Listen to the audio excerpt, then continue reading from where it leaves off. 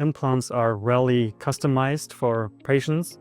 So in our project, we try to figure out some problems with additive manufacturing to predict the lifetime of an implant on the material itself. We are printing titanium, so it's a metal, and you can use 3D printing of metals for implants, which can be used to create the medicine of the future.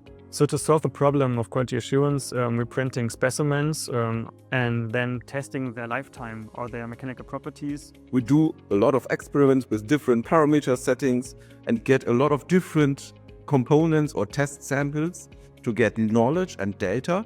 And then we use this data to create machine-driven models. I think the most fascinating is a combination of material science and machine learning. Material science, we have some big problems or opportunities to create materials of the future.